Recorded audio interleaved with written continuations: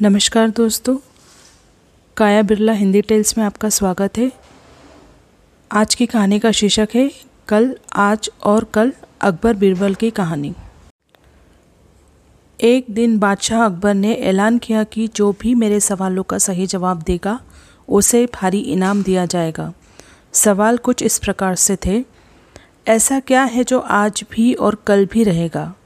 ऐसा क्या है जो आज भी नहीं है और कल भी नहीं होगा? ऐसा क्या है जो आज तो है लेकिन कल नहीं होगा? इन तीनों सवालों के उदाहरण भी देने थे।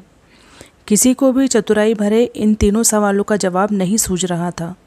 तभी बीरबल बोला, हुजूर, आपके सवालों का जवाब मैं दे सकता हूँ, लेकिन इसके लिए आपको मेरे साथ शहर का दौरा करना होगा, तभी आपके सवाल सही ढंग से हल हो पाएंगे।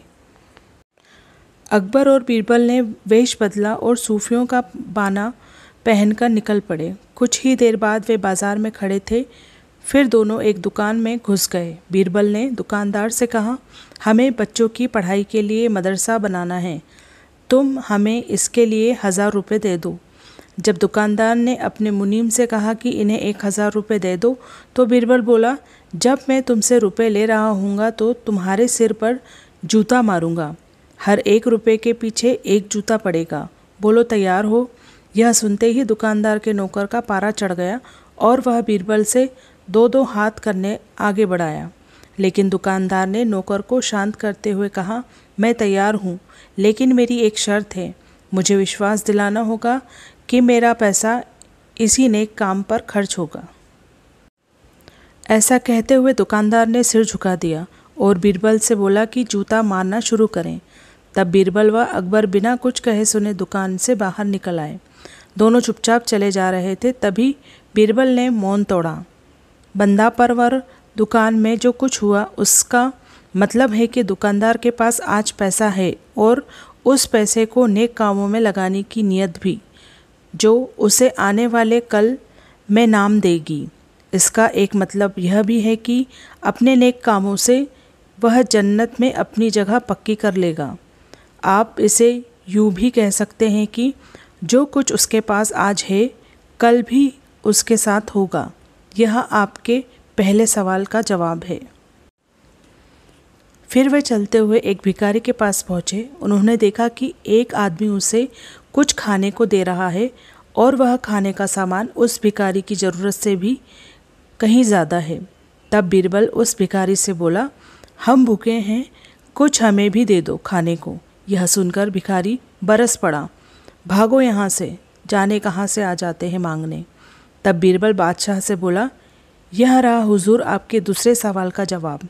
यह भिखारी ईश्वर को खुश करना नहीं जानता। इसका मतलब यह है कि जो कुछ इसके पास आज है वो कल नहीं होगा। दोनों फिर आगे बढ़ गए। उन्होंने देखा कि एक तपस्वी पेड़ के नीचे तपस्या कर रहा है। बीरबल ने पास जाकर उसके सामने कुछ पैसे रखे। तब वह तपस्वी बोला, इसे हटाओ यहाँ से, मेरे लिए यह बेईमानी से पाया गया पैसा है, ऐसा पैसा मुझे नहीं चाहिए। अब बीरबल बोला, हुजूर, इसका मतलब यह हुआ कि अभी तो नहीं है, लेकिन बाद में हो सकता है। आज यह तपस्वी सभी सुखों को नकार रहा है, लेकिन कल यही सब सुख इसके पास होंगे। और हुजूर, चौथी मिसाल आप खुद हैं। पिछले जन्म में आपने शुभ कर्म किए थे, जो यह जीवन आप शानो शौकत के साथ बिता रहे हैं। किसी चीज़ की कोई कमी नहीं। यदि आपने इसी तरह ईमानदारी और न्यायप्रियता से राज करना जारी रखा तो कोई कारण नहीं कि यह सब कुछ कल भी आपके पास ना हो। लेकिन यह ना भूलें कि यदि आप राह भटक गए तो कुछ साथ नहीं रहेगा। अपने सवालों के बुद्धिमत्पूर्ण चतुराई भरे सवाल सुनकर बादशाह अकबर बेहद खुश हुए।